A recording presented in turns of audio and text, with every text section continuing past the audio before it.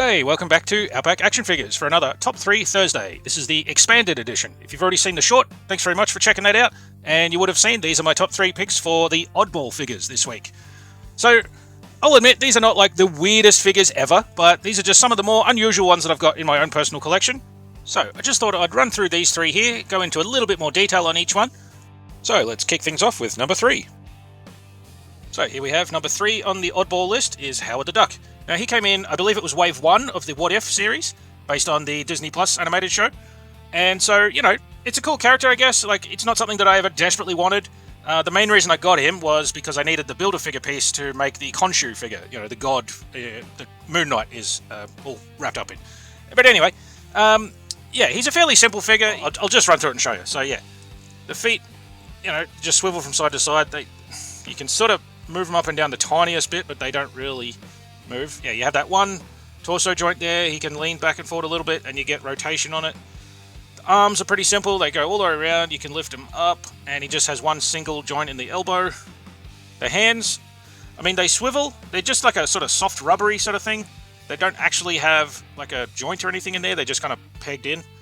And then same with the neck. Like you get rotation on it, but that's pretty much it. It's, if we pop that out, yeah, as you can see there, it's just got like a ball at the bottom of the neck. No actual, you know, articulation in that itself. It just slots in there. So yeah, he's pretty basic. I think they could have put a little bit more effort into him, to be totally honest. You know, they could have made him a bit more articulated. But again, I don't think this is really on anybody's, you know, top 10 most wanted list.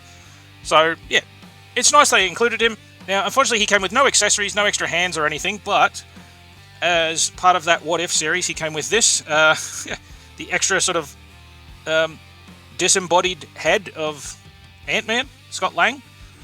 So you can see it's definitely done in that animated style. The features are a little bit kind of softer and just looking a little bit more cartoony. You can pop the dome off and you have a closer look. So, you know, it has that slight resemblance to Ant-Man, but it's definitely not like a Paul Rudd, you know, live action face sculpt.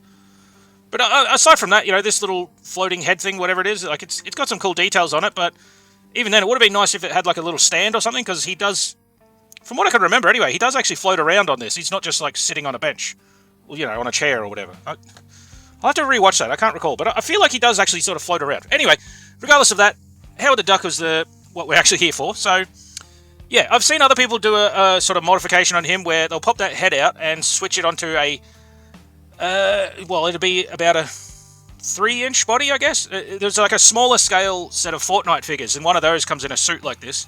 And so I've seen them, you know, like I said, just pop the head out of this, stick it onto the other one, you know, pop the hands out here and the feet as well, and, you know, sort of switch them over to this other smaller scale body, which does have more articulation in it.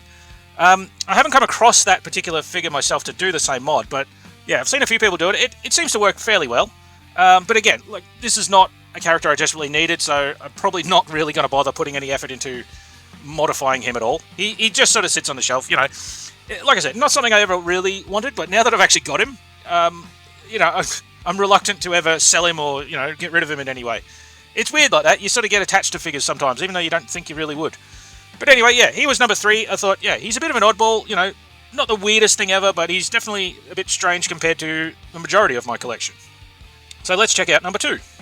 So, speaking of Fortnite, that actually segues perfectly here into the number 2 spot. This was from the Hasbro Fortnite Victory Royale series. We have Ripley. Now, again, he's not like the absolute most weird, wacky figure ever, but just the fact that he's, you know, like, half of him is all translucent plastic. If we have a look, you know, on the sides here, like the arms, the whole torso section here, you know, behind the sort of armor straps and everything. But yeah, all of that is this translucent blue plastic here. His weapons, you know, he's got this. I think there's a shotgun that come with him as well. All of his weapons are done in that same translucent blue. And another cool thing is you can take his sort of dome off the head here. Make sure we get that back on camera. But yeah, you can take this top part off here and you just see like his little head sort of blob floating around in the goo. So the cool thing is that comes on a, you know, a little stick there, so you can change the articulation on him a bit. You know, you can change which direction he's looking, and, you know, you get a bit of tilt from side to side, a bit of lean back and forward. So, you know, not a gigantic amount of articulation, but it's cool that they included that. And with the, you know, the sort of the stick that the ball is sitting on top of, with that same sort of blue color, it does blend in. So, you know, you pop this back on, and like, yes, you can see that it's there, but it does give that illusion fairly successfully, I think, that the sort of head is floating around inside this translucent goo. So I think the idea with this, the sort of lore behind the character, is that he's basically made up of the blue slurp sort of liquid that you find in the Fortnite game. And yeah, he's basically just an animated version of that that's come to life. So yeah, he's a cool mixture, like I said, the translucent parts and then all the solid, grey and black plastic down the bottom here. Some silver bits up on the chest there as well. Little yellow panel right at the top gives it a little pop of colour there. So yeah, he's a cool design. Like I said, he matches the game design perfectly. They translated him to figure form pretty much spot on. And yeah, he's just a cool looking design. And I thought he's a bit odd. So he fits the oddball character perfectly, I think. But anyway, that's number 2. Let's check out the number 1 spot. So finally here at number 1, we've got the Bombastic Bagman, which is just a fancy name for Peter Parker in a Fantastic Four outfit with a bag on his head. Now, the storyline with this, I don't recall exactly if his suit was destroyed or if he lost it. I can't recall the exact details, but basically, he has no suit. He goes to the Fantastic Four and, he needs some sort of clothes to be able to get home. So they lend him one of their, Fantastic Four outfits. And obviously he needs to protect his identity, so they just chuck a bag on his head. And, of course, being the prankster that Johnny Storm is, he sticks a kick me sign on the back of him here. Now, the really cool thing with this is that it's not actually stuck on there. It's just a little peg that fits into the hole on the back. So any figures that you've got with a gap on the back there can just have this sign plugged into them. So that's actually one of the coolest accessories that I've ever gotten, and funnily enough, it's just from a simple figure like this, Spider-Man in a paper bag. But yeah, so it's awesome to see he came with this. I think he may have had 1 or 2 extra hands, but that's about it. It was a fairly simple release, it wasn't like a deluxe edition with tons of gear and everything. And it's a little bit outdated now. It's got the older sort of articulation, the pins in the joints up here and in the knees. And I did have him posed in, I had him sort of with his legs spread right out and, in a crouching pose. And unfortunately, that has made this knee sort of buckle a bit. I had to really heat that up to sort of straighten it out again because it was just sticking way out to the side. So it's that little bit, like I said, outdated kind of body. I mean, it suits the character perfectly. It's a sort of slim, but still somewhat muscular kind of look that you'd expect from a Spider-Man. So yeah, it's a cool figure. I just thought this is a bit of an unusual design. Probably not something that you would see very often. I'm sure just about every person out there who collects Marvel figures in particular would have some version of Spider-Man, but I wouldn't expect this would be at the top of most people's list. It's a bit of a more obscure design from a very specific point in, his canon or in his storylines. That's one very specific occasion where this happened. But yeah, I think they did a pretty good job with it, and it's cool, something a bit different. Like most characters will have shoes or boots or something on, but in this particular one, he's just got these bare feet. And they've done a pretty good job there, just painting the blue as to look like the sort of straps of the costume going under his feet. But yeah, otherwise, like I said, it's fairly simple design. Just a Fantastic Four outfit with a bag on his head.